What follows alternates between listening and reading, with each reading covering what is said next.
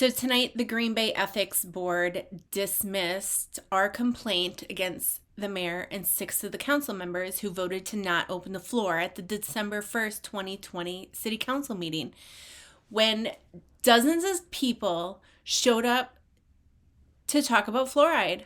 It was on the agenda. We were told at previous Protection and Policy Committee meetings that we would have the opportunity to speak at that time. There were numerous people that did not speak at the committee level, and they were waiting for the big council meeting to talk. And then the floor was never open.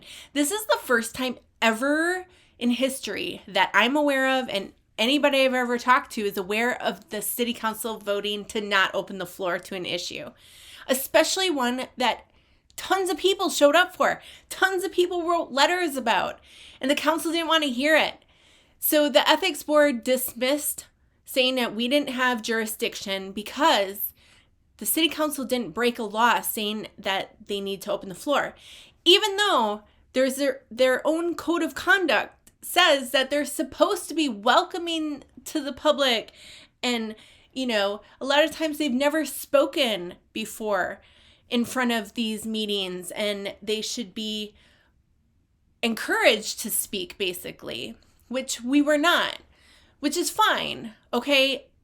They didn't break the law for state, but they broke their own local code of conduct, which says that you're in meetings, you're supposed to be welcoming to the public. And then they didn't open the floor. And then they went on these rants shaming us. Randy Scannell went on this rant shaming us, saying, shame on you. You're not scientists. And those of you that are scientists, like, what are you doing working on fluoride? You need to take this issue to the CDC and the EPA. Well, you know what? It's already at CDC and it's already at EPA. And anybody that has worked with these government agencies, which are captured, takes a really long time. It takes so long to get them to do their job, which what their job is to us might not be what their job actually is. What we think their job is like protecting human health and the environment. That's not what they're doing. They're part of the problem. And one of the other problems is Nancy Quirk from the Green Bay Water Utility. She is on the Drinking Water Advisory Group for the EPA. She was also on an advisory committee for the largest fluoridation lobbying group in the United States, the American Fluoridation Society. And she had a lot of those people from the American Fluoridation Society showed up to the City Council Protection and Policy Committee meetings and spoke.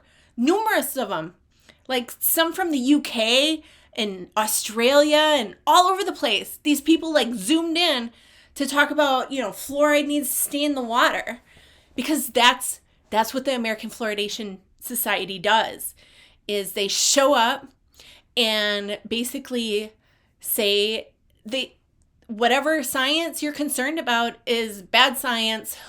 We have the best science, which they don't. There's never been a randomized control trial on water fluoridation. It's been in our water for 77 years. You think they would do a double-blind study? No. It's crazy. The science that supports fluoride is from the 1970s or before. It was never blinded when they collected the data. The methodology, it's bad. So it's so hard because CDC, they cannot enforce fluoride in drinking water because it's a violation of the Safe Drinking Water Act, which says that national water supplies can't be used for medicating the public. These are my words, but that's the gist of it. And EPA says we can't make people put fluoride in the water either because it's against Safe Drinking Water Act. So these local municipalities, like our city council, voted it in back in 1957 when the mayor at that time was saying it's a poison, we don't want it in our water. But it was the thing that everyone was doing in that time.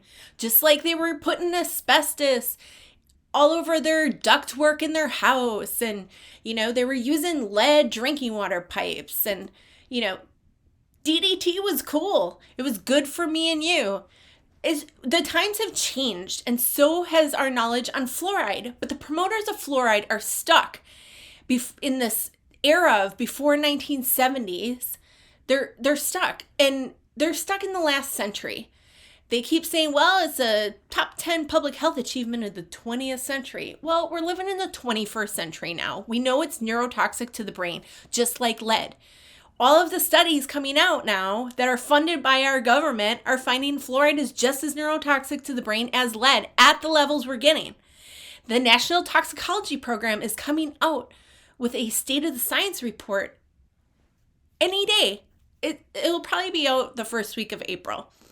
But in the drafts that they put out already, it says fluoride is a presumed neurotoxicant hazardous to human health. But the American Dental Association has pushed so hard. They're changing this hazardous assessment that concluded fluoride is a presumed neurotoxicant hazardous to human health. They're changing that from a hazard report to a state of the science report. So they're removing that conclusion because there's so much lobbying money and pressure from these dental organizations, which they're not epidemiologists, they're not brain surgeons or scientists that deal with cognitive development in children and stuff. All the scientists that work on cognitive development are saying, holy shit, I can't believe we've overlooked this fluoride program when all these kids are diagnosed with ADHD and learning disabilities. Our educational system is collapsing from learning disabilities and ADHD and all these problems. And nobody thought to look at the water supply and the fluoride program that we've been doing. We know fluoride is as neurotoxic to the brain as lead. So Dr. Grandjean from Harvard Public School of Health just published last summer, 2021, the paper, a benchmark dose analysis on fluoride, finding that even low levels of 0.2 is harmful to the brains of kids. 0.2, that's more than half of what Green Bay adds to the drinking water. Nancy Quirk, don't ask her to read a study. She doesn't have time for every study that comes out. She specifically said that when the Protection and Policy Committee meetings. Studies come out every day and she doesn't have time to read them. And nobody else should read those studies that come out every day. You know what? Those are pretty important studies, especially if it's Dr. Grandjean, which the whole reason we have mercury levels and standards by the EPA is based on his science. And you know what? You know what other science he's working on? PFAS. And that's another hot topic chemical that is contaminating a lot of the water. PFAS is another fluorinated compound. There's fluoridated compounds, which is what's added to our drinking water. Hydrofluoro or fluosilicic acid, depending what the compound is exactly that they're adding. There's two. Those come from the smokestack chimneys of the phosphate fertilizer industry. And then there's PFAS chemicals, which are the stain resistant and the fire retardant, the non-stick stuff. So PFAS and fluorinated chemicals and fluoridated chemicals both all stem from the Manhattan Project back in the 1940s when they were developing the bombs to drop on Japan. People are going to say, oh, that's a conspiracy. Here's some Dr. Strangelove quotes or whatever. Yeah.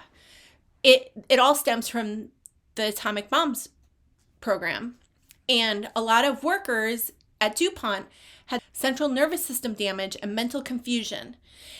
And the smokestack emissions were causing peach trees to fail, crops to fail, animals to become crippled and have reproduction problems.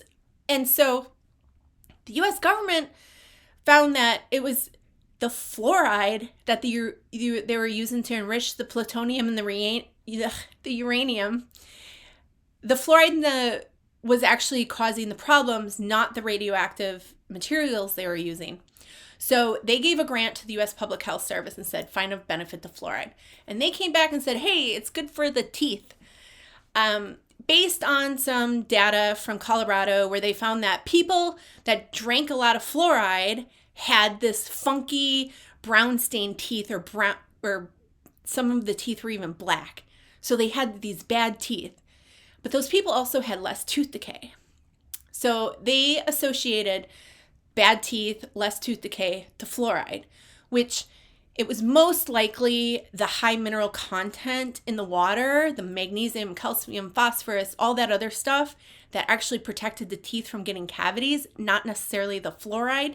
But also, since the 1800s, people with brown stained teeth were brushing their teeth to try to get rid of the brown stains. So we don't know if these people were also brushing their teeth in a time when most people didn't brush their teeth. So basically, the U.S. Public Health Service took this association or this correlation and they associated it with fluoride and less tooth decay. So they started putting it in the water in Grand Rapids, Michigan, and a couple other places in 1945. Well, in 1946, Madison, Wisconsin voted to put it in. Sheboygan, Wisconsin voted to put it in. And these dentists went crazy, and they had a goal of 50 communities in Wisconsin by 1950, and they achieved that goal. So most people don't know the history of fluoride. And it's just bonkers that this ethics committee threw out our complaint. Especially, I think one of the ethics committee members has kidney issues, which we know people with kidney issues need to tally how much fluoride they're consuming in a day because their kidneys can't excrete fluoride. And fluoride is highly, highly toxic. And it bioaccumulates. It bioaccumulates in your teeth and in your bones and your joints. How many people have arthritis in this country? It's probably misdiagnosed fluoride poisoning or fluorosis. It's like the first stage. But anyway, anybody that has any issues with their kidneys, they need to be counting how much fluoride they're ingesting a day, how much fluoride they use in their toothpaste, and if they drink tea or eat grapes, or because fluoride is also used as a pesticide. So we get fluoride in a lot of ways. And over 70% of kids in the United States right now have fluorosis on their teeth, which is an indication of fluoride poisoning. It looks like these little white spots. So over 70% of kids, or around 70% of kids, have at least 2 teeth in their mouth with fluorosis. And you know who has it the worst? Black kids and Hispanic kids. I don't know if it's because of nutritional deficiencies that it accumulates more and poisons them more, or what. There are some genetic factors that science has been pointing to.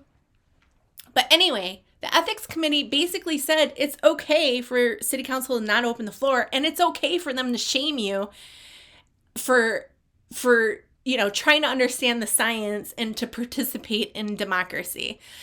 You're just wasting their time. And it's okay for them to say you're wasting their time. So here I am. I knew this was going to be the conclusion. We all did. You could tell by the way it started off. When the Green Bay Water Utility attorney who's on the ethics board went on his little thing about how I'm trying to tarnish the water utility's image. Well, I don't have to, okay? Water utility has employees that will not drink the water because of the fluoride. They don't want you to know that. And I put a little video together of one of the employees telling me that. When he called me to change out my meter, I asked him about fluoride, and he said, I don't drink it. I know how bad it is for us. And he's not the first employee that said that to me. Multiple employees have told me that. And also, this city attorney guy, he has sent me letters trying to get me to take this video off the internet, and he just wastes all of our utility water money, which is why our rates are what they are, is because they hire these stupid attorneys and they waste their money on fluoride. Like, I don't even know how much money the Green Bay Water Utility has wasted on fluoride. Yeah, they might spend $30-some thousand on the chemical a year. That doesn't count. That doesn't include all of the hourly wages for Nancy Quirk and Andrea Hay and Russ to show up to the city council meetings and the protection and policy committee meetings to read off their little scripts, that doesn't count. You know, their wages, their benefits, their retirement benefits, all of that should be factored into the cost of fluoride. All of the PPE that people need to be wearing, the testing, people have to test that every day. On the weekends, they have to test that. There's a lot of cost in fluoridation. It eats away the pumps. You have to replace those pumps. There's a lot of cost in fluoridation that the Green Bay Water Utility isn't telling you about. They might spend $30-some thousand on the chemical, but that doesn't count. That doesn't take into account the letters the attorney has to send me and have served to me when I'm at work in Madison. That doesn't count towards their $30-some thousand they spent on the chemical. So basically, it's cool for the Green Bay City Council and Mayor to not open the floor, even though this is the first time in history that I'm aware of that they've not opened the floor. And it's okay for them to shame you and not try to get you to participate in the democratic process. Awesome. Cool. Green Bay, you're the best.